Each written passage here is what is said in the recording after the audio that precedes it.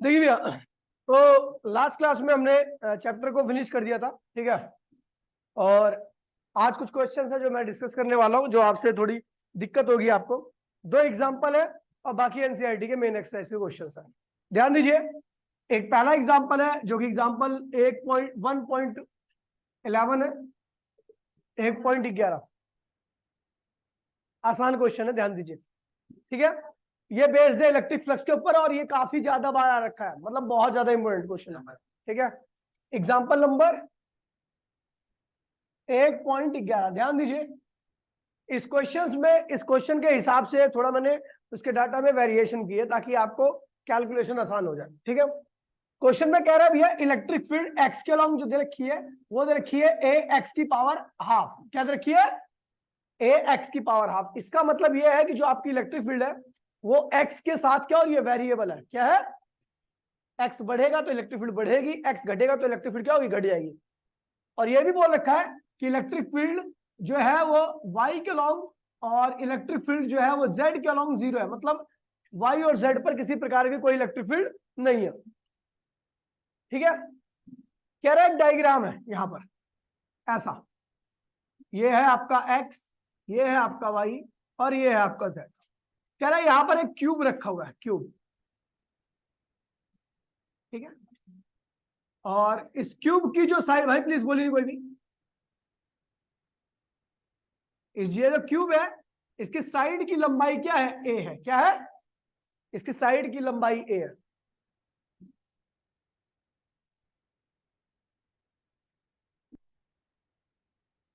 और इस ओरिजिन से इसके लेफ्ट वाले, ये लेफ्ट फेज है, ये राइट फेज है, ये अप है, ये डाउन है, ये फॉरवर्ड है, ये बैकवर्ड है, ठीक है। 6 फेज होते हैं क्यूब के। तो कह रहा है इसका जो लेफ्ट वाला फेज है इसकी दूरी जो है ओरिजिन से कितनी है? ए है। इस लेफ्ट वाले फेस की दूरी ओरिजिन से ए है। कह रहा है इलेक्ट्रिक फील्ड केवल किसके अलॉन्ग है? एक्स के अलॉन्ग। वाई और जेड के अलॉन्ग इलेक्ट्रिक फील्ड की वैल्यू जीरो है। तो बता दूं आपको, अगर वाई के अलॉन्ग, वाई देखिए, वाई के अलॉन्ग कौन कौन से फेज आएंगे? वाई की इलेक्ट्रिक फील्ड किन किन फेज को क्रॉस कर सकती है?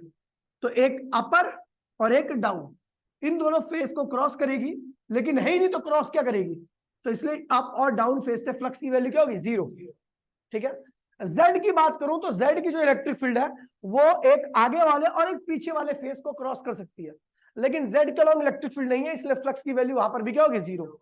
लेकिन इलेक्ट्रिक फील्ड किसके अलॉन्ग है? एक्स के अलॉन्ग। तो भैया वो किसको क्रॉस करेगी? इन दोनों फेस को, एक लेफ्ट वाला और एक राइट वाला। मैं इसको शेड कर दे रहा हूं जिसको आपकी इलेक्ट्रिक फील्ड क्रॉस कर रही है, ठीक है भाई। ये रही, इन दोनों फेस को आपकी इलेक्ट्रिक फील्ड क्रॉस कर रही है, और ये इन्हीं दोनों फेस से क्या होगा? फ्लक्स होगा आपका। इलेक्ट्रिक फील्ड आपकी ई एक्स है और ई एक्स की वैल्यू क्या रखिए? ए एक्स की पावर हाफ। एनसीईआरटी में इसे ए नहीं ले रखा, अल्फा ले रखा, और अल्फा की वैल्यू सामने से मेंशन है, लेकिन मैं इसको ए लेके कर रहा हूं ताकि कैलकुलेशन मेरी आसान हो जाए, कंसेप्ट आपका पूरा वही रहेगा। तो भैया आपको पता है इस वाले फेस का नॉर्मल क्या होगा? इधर की तरफ होगा, ठीक है। और इस वाले फेस का नॉर्मल क्या होगा? राइट वाले फेस का राइट की तरफ, है ना। लेफ्ट वाले फेस का नॉर्मल लेफ्ट की तरफ, राइट वाले फेस का नॉर्मल राइट की तरफ रहेगा। अब देखिए, ये तो डायग्राम समझ में आएगा ना।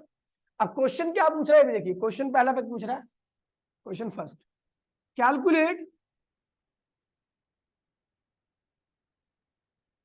Calculate total flux link with cube से कुल फ्लक्स कितना लिंक है? पहला क्वेश्चन ये।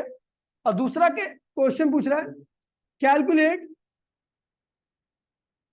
Enclosed charge.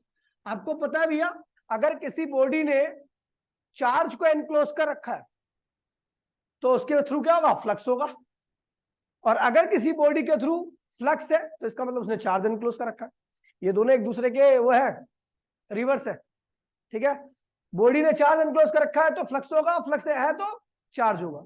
तो हमें पहले निकालना है टोटल फ्लक्स, फिर निकालना है एनक्लोज चार्ज। तो अब देखिए भैया क्या होगा। तो भैया अपने को पता है दो ही जगह पर यहाँ पे फ्लक्स है, एक तो लेफ्ट फेस पे, एक राइट फेस पे, बाकी चार फेस पे फ्लक्स नहीं है, क्योंकि चार फेस के थ्रू इलेक्ट्रिक फील्ड की वैल्यू क्या है? जीरो। तो लेफ्ट फेस का फ्लक्स क्या होगा? देखिए, इलेक्ट्रिक फील्ड लेफ्ट की एरिया, एरिया तो भैया स्क्वायर जैसा बिहेव करता है क्यूब का एक फेस, साइड इधर रखी है। और कॉस क्या होगा? 180, क्योंकि नॉर्मल इधर जा रहा है, इलेक्ट्रिक फील्ड एक्स के अलॉन्ग है, इलेक्ट्रिक फील्ड एक्स के अलॉन्ग और नॉर्मल क्या है आपका, नेगेटिव एक्स के लॉन्ग, तो कॉस क्या होगा 180। तो इलेक्ट्रिक फील्ड लेफ्ट की क्या होगी, ध्यान दीजिए, इसे समझिएगा।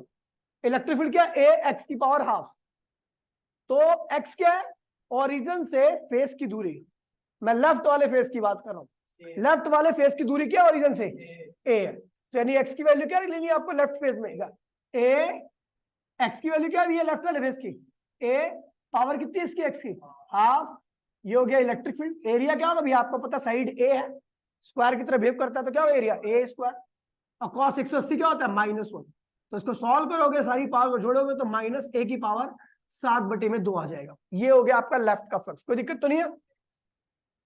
राइट का फ्लक्स देखते हैं, राइट का फ्लक्स, तो इलेक्ट्रिक फील्ड राइट की, एरिया तो वही होगा पीछे वाला, क्योंकि ये भी तो स्क्वायर ही है, और कॉस क्या होगा भैया आपका 0 डिग्री, क्योंकि नॉर्मल और इलेक्ट्रिक फील्ड की डायरेक्शन क्या है भैया, सेम है।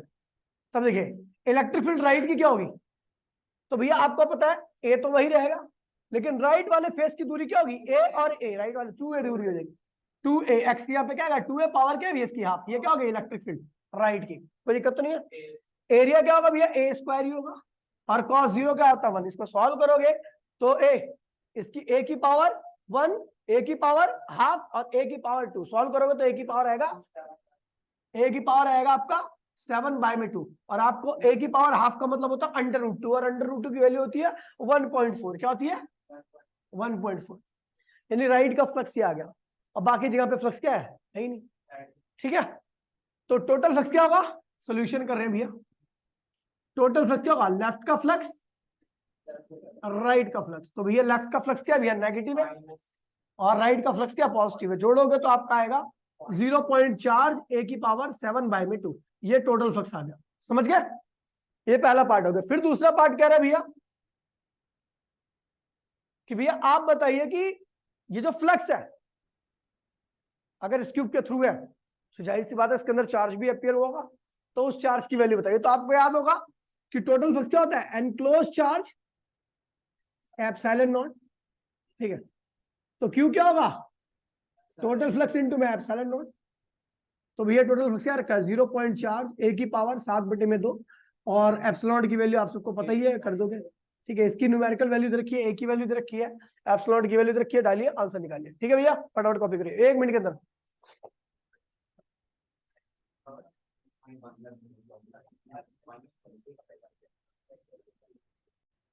Question number 12,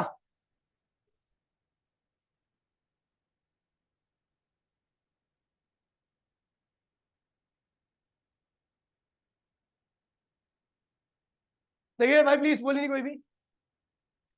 question number 1.12 example है भैया, देखिए कह रहा भैया एक सिलेंडर है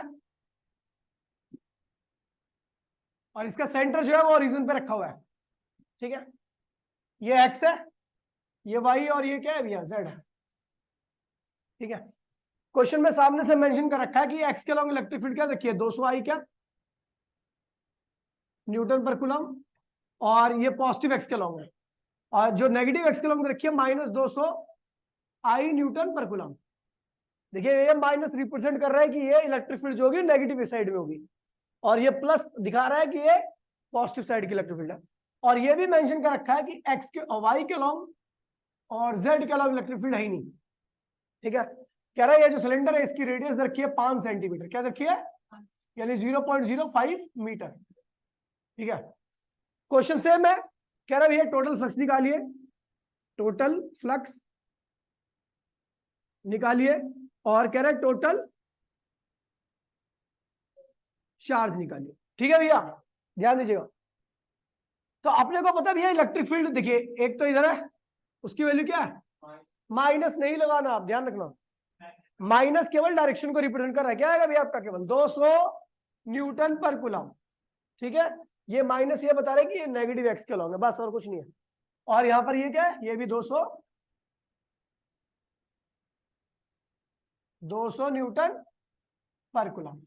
आपको पता भैया इलेक्ट्रिक फील्ड वाई और जेड के लॉन्ग नहीं है, और आपको बता दूं भैया जो सीएसए है कर्व सरफेस एरिया वो केवल वाई और जेड के लॉन्ग ही है, या तो सीएसए का आधा पार्ट बाहर की तरफ होगा या सीएसए का आधा पार्ट अंदर की तरफ, आधा पार्ट बाहर आधा पार्ट, इसका 4 टुकड़े करो तो ऊपर के दो टुकड़े क्या होंगे, वाई के लॉन्ग, नीचे के दो टुकड़े नेगेटिव वाई के लॉन्ग, नेगेटिव वाई के लॉन्ग, आगे के दो टुकड़े जेड के लॉन्ग, पीछे के दो टुकड़े वाई के, मतलब सीएसए का जो भी जितना पार्ट है ना वो वाई और जेड के लॉन्ग ही है।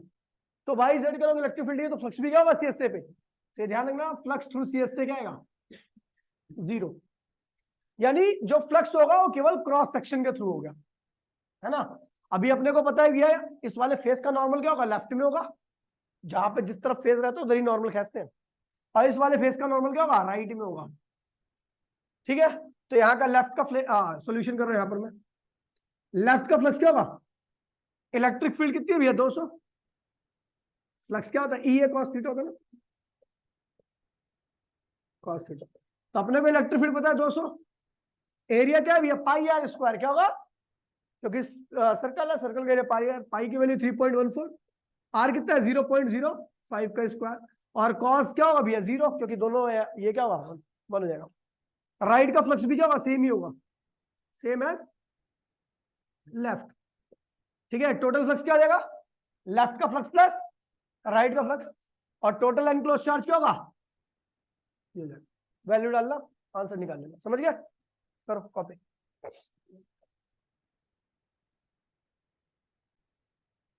अब आते हैं भैया एक क्वेश्चन है इसका, लास्ट वाला एग्जांपल आउट ऑफ सिलेबस, उसको करने की आवश्यकता नहीं है, ठीक है। अब आते हैं टेक्स्ट बुक की, क्वेश्चन नंबर है भैया आपका, ये सब आउट ऑफ सिलेबस होगा, नई बुक में ही नहीं सारे, ये नई बुक पुरानी है, पुरानी है ना, नई वाली में ये है नहीं, 24 क्वेश्चन है नई वाली में कुल, नई वाली में कुल 24 क्वेश्चन है यहाँ पर, ये सब है नहीं 24, ये है ये, लेकिन ये दोनों है, ये नई वाली है, पुरानी वाली में 34 है। देखिए भैया एक क्वेश्चन है भैया, बहुत इंपॉर्टेंट क्वेश्चन है, क्वेश्चन नंबर टेक्स्ट बुक का 1.14 14।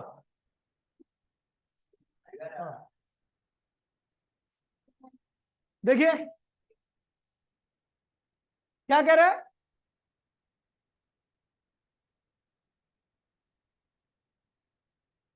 ठीक है, देखिए क्वेश्चन कह रहा है भैया दो प्लेट है आपकी, पैरेलल प्लेट है, नीचे वाली पे क्या है माइनस चार्ज, और ऊपर वाली पे क्या है प्लस चार्ज। बाकी सारे क्वेश्चन आसान है इससे पहले के, डायरेक्ट क्वेश्चन है, ज्यादा दिमाग नहीं लगाना, उससे हार्ड हार्ड आपने कर रखा है। कह रहा है देखिए इस क्वेश्चन में एक कमी है, ये क्वेश्चन ज्यादा अच्छे से तब आपको क्लियर होता है जब आपको बता रखा होता कि 3 चार्ज है जो एक ही पॉइंट पर है, ठीक है, 3 चार्ज एक ही पॉइंट पर है, 1 2 3, और ये बाहर से चल के आ रहे हैं, ये तीनों चार्ज एक ही पॉइंट पर है। अब आपको पता है इलेक्ट्रिक फील्ड क्या होती है, प्लस से आती है, कहां पे आती है माइनस की तरफ, है ना।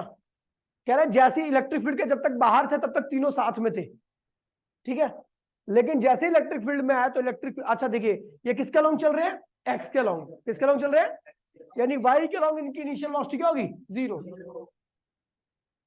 इलेक्ट्रिक फील्ड किसके लॉन्ग है, वाई के लॉन्ग, किसके लॉन्ग है, तो जैसे ही चार्ज पार्टिकल इलेक्ट्रिक फील्ड के अंदर एंट्री मारेगा वैसे ही लगेगा उसके ऊपर फोर्स, कौन सा फोर्स, इलेक्ट्रिकल फोर्स, और जो किसके लॉन्ग लगेगा इलेक्ट्रिक फील्ड के लॉन्ग, और इलेक्ट्रिक फील्ड किसके लॉन्ग है वाई के लॉन्ग, तो फोर्स भी किसके लॉन्ग लगेगा वाई के लॉन्ग। तो जैसे ही चार्ज पार्टिकल इन्होंने तीनों ने एंट्री मारी वैसे ही 1 नंबर का चार्ज पार्टिकल यहां भाग गया, ठीक है, 2 का यहां रहा, और 3 वाला जो था वो इधर रहा, 2 वाला ये रहा और 3 वाला ये रहा।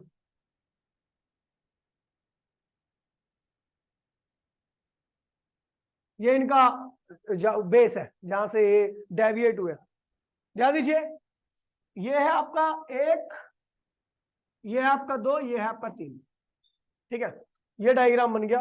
अब क्वेश्चन पूछ क्या रहा है, वाई के लॉन्ग समझना क्यों इनिशियल वेलोसिटी है, क्योंकि स्टार्टिंग में किसके लॉन्ग चल रहे थे, केवल एक्स के लॉन्ग। अब देखिए क्वेश्चन में क्या कह रहा है, पहला क्वेश्चन कह रहा है भैया calculate nature of charge, nature of, इन तीनों चार्जों का नेचर क्या होगा, मतलब समझो प्लस माइनस, तो अपने को पता भैया 1 और 2 कहां भाग गए, तो इनका नेचर क्या होगा, इसका भी नेचर और इसका नेचर समझ गए भैया, क्योंकि ये प्लस के माइनस की तरफ आ गया। अब जो सेकंड वाला, ये तो बहुत आसान था। आप सोच रहे हो इसमें क्या प्रॉब्लम, प्रॉब्लम इस वाले में कह रहा है कैलकुलेट क्यू बाय में, सॉरी, विच पार्टिकल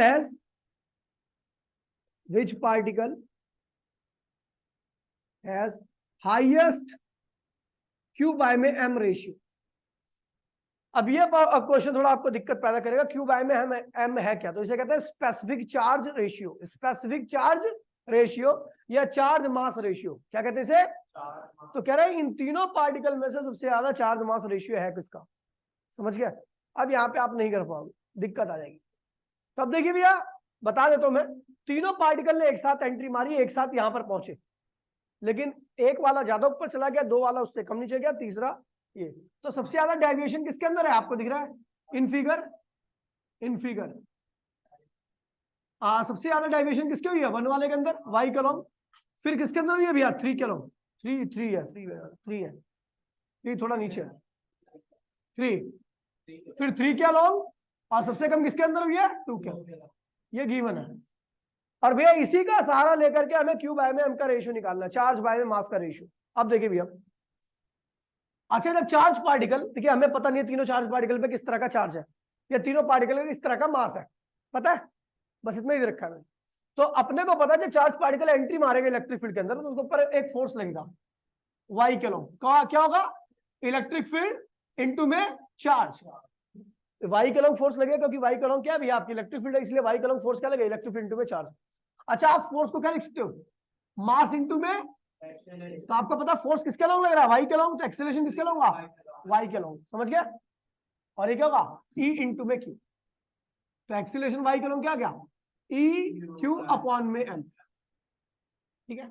मैंने बोला था ये तीनों पार्टिकल एक साथ एंट्री मारी और तीनों पार्टिकल एक साथ यहां पर पहुंच गए, यानी तीनों के लिए टाइम क्या है, फिक्स है। तो time for first, time for second, time for third बराबर में टी, तीनों के लिए टाइम भी क्या है सेम, ठीक है। अभी कह रहे हैं अब बताओ हमें क्या बताना है, क्यू बाय में एम किसके लिए ज्यादा होगा। तो अब देखिए भैया हम जानते हैं, वी नो क्या, वाई के लॉन्ग अगर मैं सेकंड इक्वेशन ऑफ मोशन लिखूं, वाई के लॉन्ग अगर मैं सेकंड इक्वेशन ऑफ मोशन है क्या, एस इक्वल्स में UT plus half A T square. लेकिन अगर मैं वाई की टर्म में लिखूं तो क्या होगा, वाई इक्वल्स में u y t plus half a y t square, है ना, यही होगी ना। y is equals to initial velocity y का लॉन्ग कितनी है भैया, 0, टाइम कितना है, t सबके लिए सेम ही है, कोई दिक्कत नहीं है, हाफ, एक्सीलरेशन क्या है, ई क्यू बाय में एम, और टाइम क्या है भैया, टी स्क्वायर। तो y क्या हो जाएगा भैया आपका, ई क्यू अपॉन में 2m T square.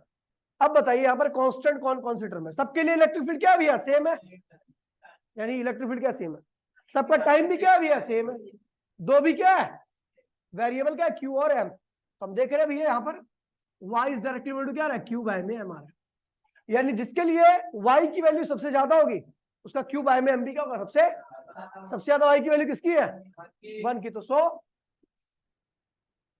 Q by में m for first particle is greater than q by में एम फॉर थर्ड पार्टिकल, और फिर क्यू बाय में एम, समझ गए भैया, करो कॉपी, बढ़िया क्वेश्चन था ना। 24वां 25वां, नई बुक के हिसाब से 24-25 और पुरानी बुक के हिसाब से 33-34, एक ही क्वेश्चन है दोनों, ठीक है। हाँ क्वेश्चन 33-34, ठीक है, 33 और 34। अब एक साथ क्यों बोल रहा हूं मैं, क्योंकि 33वें में जो हम वेरिएबल की फॉर्म में करेंगे 34वें में वही नंबर डाल के कर देंगे, ठीक है। क्वेश्चन कह रहा है एक पार्टिकल है, एक यहां पर एक ही पार्टिकल है, वो एंट्री मारता है, ठीक है, ऐसा एंट्री मारता है, और यहां से स्टार्ट करता है वो प्लेट के बीच में, और यहां से तक की दूरी क्या भी है, एल है, क्या है, एल है। तो हाँ, जब तक वो इलेक्ट्रिक फील्ड के बाहर था तब तक क्या हुआ, केवल एक्स कॉलम चल रहा था, लेकिन जैसे इलेक्ट्रिक फील्ड के अंदर आया तो वो क्या हुआ, दोनों एक्सिस कॉलम चला।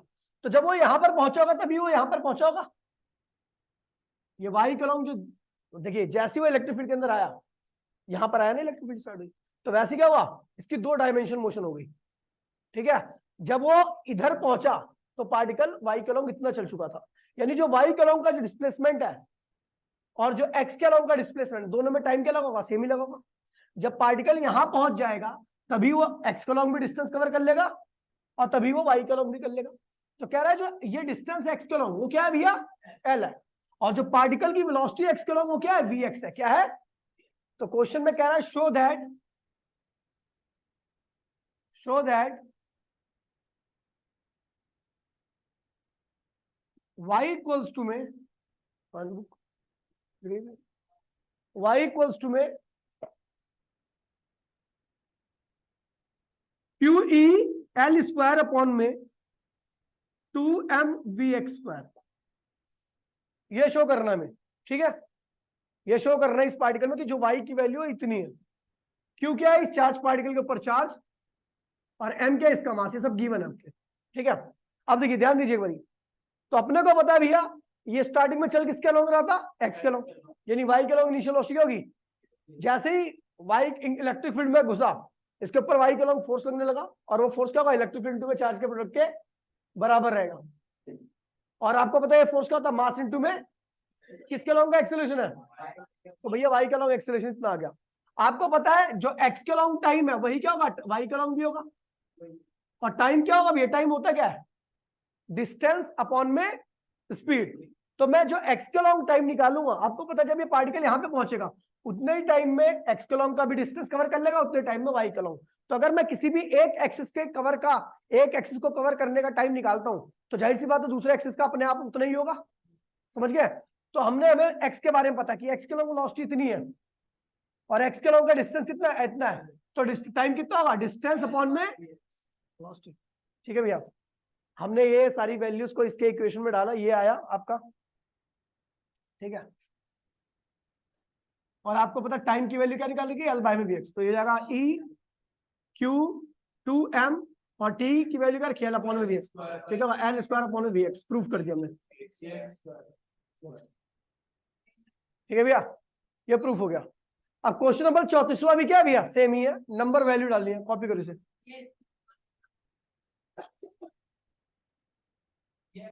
साइड में थोड़ी जगह। देखिए डायग्राम तुम डाली होगा, देखिए सुन लीजिए। जो लास्ट वाला क्वेश्चन है, ये कौन सा क्वेश्चन देखिए? 18। पुरानी बुक में 18 क्वेश्चन है। अबे ये मिट हो रहा हो ना, वो नहीं मिट हो रहा, इसे मत कॉपी करना इसे। अब देखिए क्वेश्चन नंबर 18 में कह रहा है, ध्यान दिए बेटा, कह रहा है एक स्क्वायर है नीचे ऐसा रखा हुआ है, इसकी साइड 10 सेंटीमीटर है और इससे 5 सेंटीमीटर दूरी पर एक चार्ज रखा हुआ है जिसकी वैल्यू क्या? 10 माइक्रोकुलम। क्या है? ठीक है। कह रहा है भैया बताइए कि इस वाले फेस के थ्रू कितना फ्लक्स होगा। देखिए भैया, तो भैया जब भी ऐसा क्वेश्चन आ जाए, अभी तो ये स्क्वायर का केस आ गया, कुछ और भी आ जाए तो सबसे पहले क्या करना? गॉसियन सरफेस बनानी है। और गॉसियन सरफेस क्या होती है भैया? क्लोज्ड होती है। क्या होती है? तो इसको क्लोज करने के लिए हमने क्या किया? एक यहां पर क्या बना दिया? एक ऐसे बना दिया,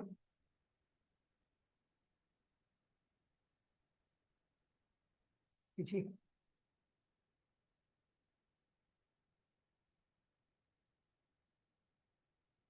ये इस तरह से बना दिया, ठीक है।